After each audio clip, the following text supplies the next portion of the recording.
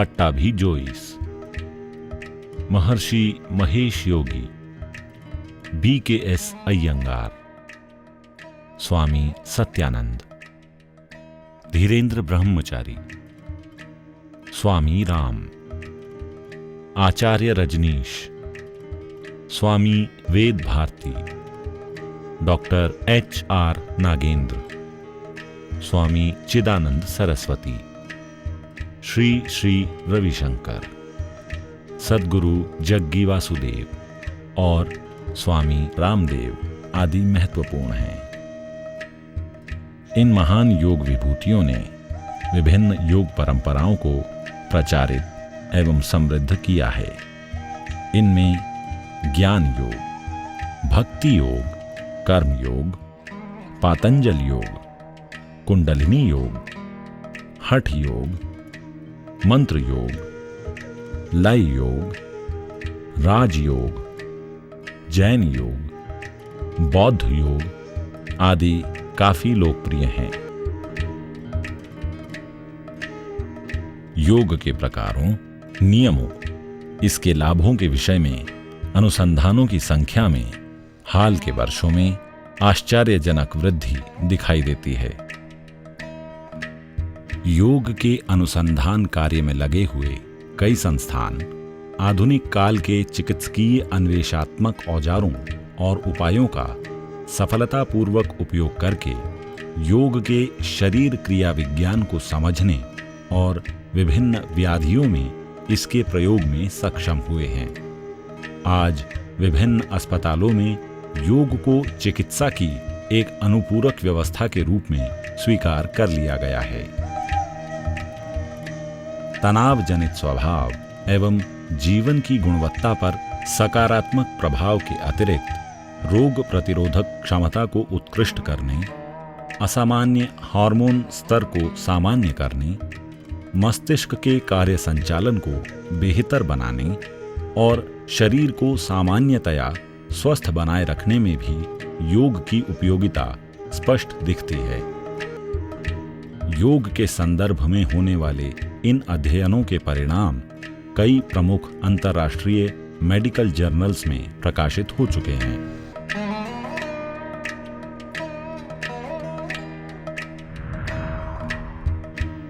योग के विषय में आम जन की भ्रांतियां एवं अज्ञान को दूर करने के लिए लगातार योग संबंधी साहित्य का प्रकाशन किया जा रहा है। इसमें कई संस्थानों ने बहुत महत्वपूर्ण भूमिका निभाई है। आयुष मंत्रालय व इसके अंतर्गत आने वाले कई संस्थान योग के प्रचार प्रसार, अनुसंधान आदि कार्यों में रत हैं।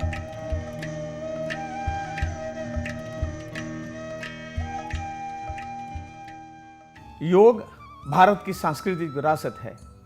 हजारों वर्ष पूर्व हमारे पूर्वजों द्वारा मानव शरीर, मस्तिष्क एवं आत्मा के समग्र उत्थान हेतु योग पद्धति और साधना का विकास किया गया है। आज योग पूरे विश्व में फैल रहा है और इसके विस्तार के पीछे अनेक योग गुरुओं का योगदान रहा है।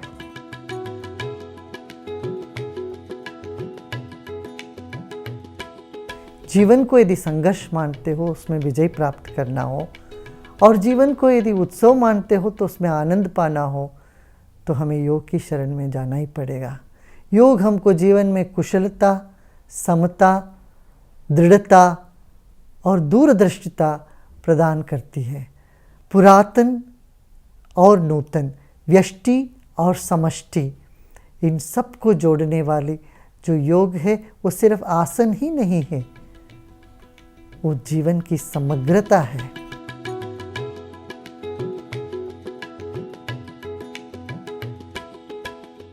योग से जहां हम एक और निरोग जीवन जीते हैं, वहीं हजारों प्रकार की बीमारियों का निराकरण कर सकते हैं। आइए योग के द्वारा अपने सुप्त ज्ञान और सुप्त शक्तियों का जागरण कीजिए।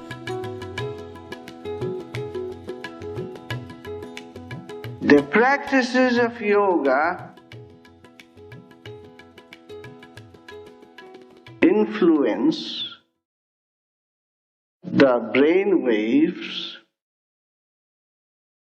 and harmonize the nervous systems, influence the oxygen consumption system, and creates greater ventilation in the brain. And as a result of that, you can relax, you can accelerate your willpower, you can achieve one-pointedness of mind.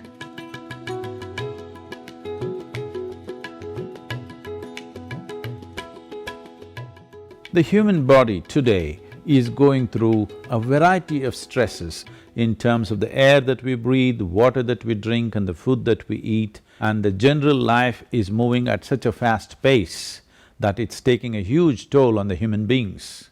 If the individual human being has to protect himself or herself from these stresses of modern life, the best insurance is you start a simple process of yoga.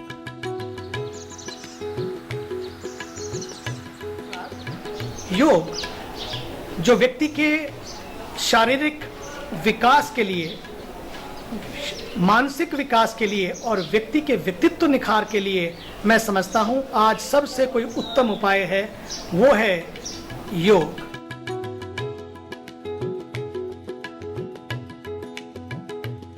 योग वास्तव में प्रसुप्त की जागृति का उच्च स्तरीय विज्ञान है। योग शास्त्र के निर्धारणकर्ता पतंजलि, गीता के प्रस्तोता व्यास और योग वशिष्ठ के उपदेष्टा ऋषि वशिष्ठ का इस तथ्य पर पूर्णतया मतैक्य है कि मानसिक संयम से मनुष्य सुखी रहता है और प्रगति के पथ पर अग्रसर रहता है। योग दर्शन में चित्तवृत्ति के निरोध को योग कहा गया है। योग न तो रहस्यवाद है न पलायनवाद। योग एक विशुद्ध विज्ञान है जिसका वास्तविक आधार है आत्मानुशासन का अभ्यास और क्षमताओं का उच्च स्तरीय प्रयोजनों के लिए सफल नियोजन।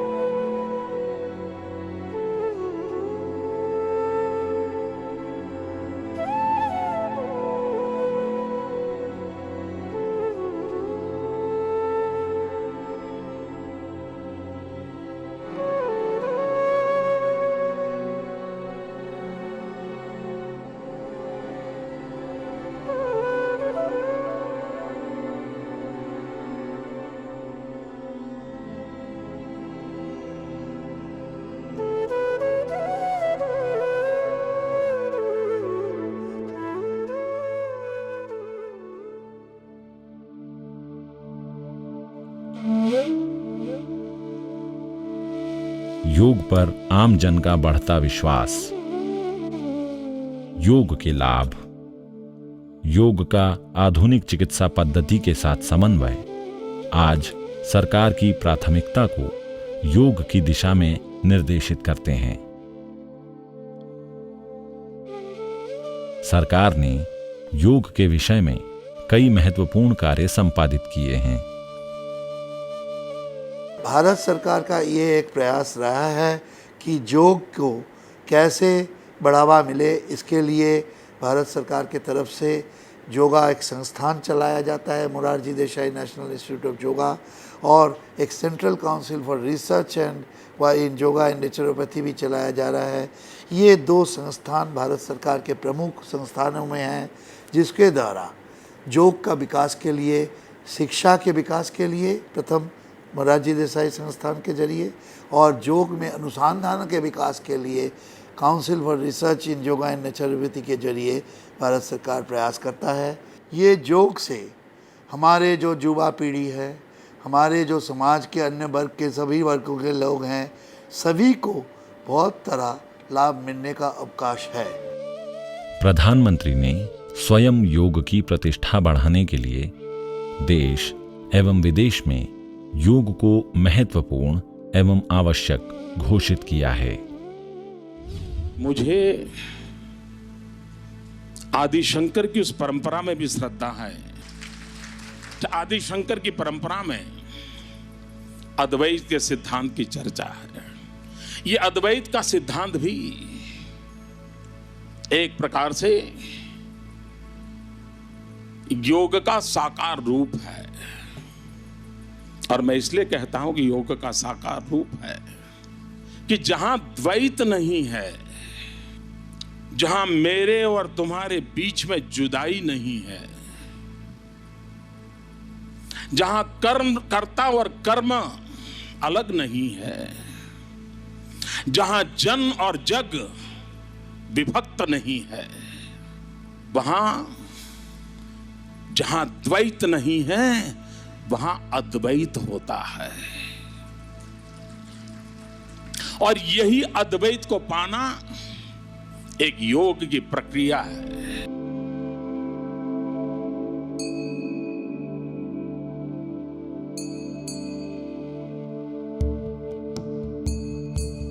अपने देश में कई योग विद्यालयों एवं संस्थानों का निर्माण किया जा रहा है।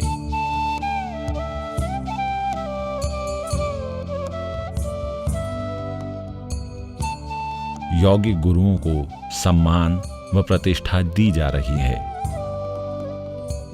योग संस्थानों को मिलने वाली सरकारी सहायता में भी वृद्धि करने के प्रयास किए जा रहे हैं। योग के संबंध में होने वाले अनुसंधान कार्यों को प्रोत्साहन दिया जा रहा है। इस तरह योग के स्तर को उन्नत करने के लिए सरकार भरपूर प्रयास कर रही है। योग प्रचार और प्रसार में भारत सरकार के आयुष मंत्रालय ने अनेक कदम उठाया है, अनेक स्कीमें जारी की हैं। अभी हमने योग को पैरामिलिट्री फोर्सेस के लिए, पुलिस पर्सनल के लिए और कई ऐसे आईसी स्कीम्स लाए हैं। वहाँ सेमिनार के लिए, कॉन्फ्रेंस के लिए, वर्कशॉप के लिए यहाँ सहायता दी जाती है, टेक्निकल सपोर्ट दी जाती है। सेंटर ऑफ एक्सीलेंस को हमने आयोजन किया है, वहाँ भी अच्छे अच्छे योग संस्थाओं को करते हैं, सहायता मिलती है। इसी तरह अंतर्राष्ट्रीय स्तर पर भी योग के विषय में फैली कई भ्रांतियां योग पर हुए अनुसंधानों से दूर हुई हैं।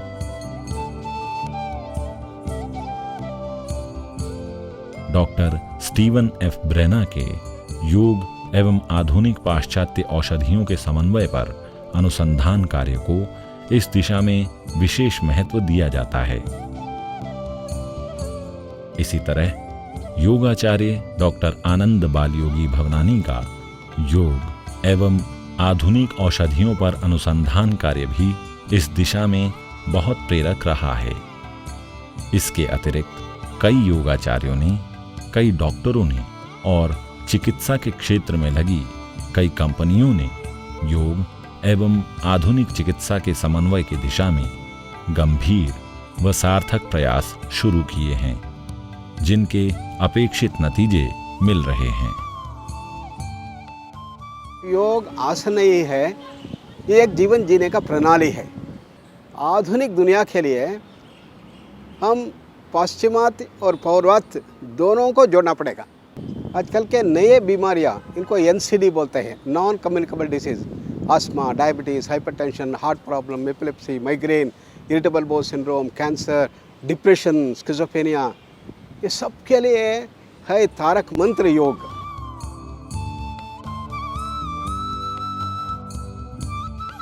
पारंपरिक योग साधना का लक्ष्य साधक के मन, बुद्धि व कर्म को शुद्ध करके स्वयं उसे परिवार, समाज, राष्ट्र, प्रकृति और मानवता के लिए एक समन्वयक दिशा की खोज था।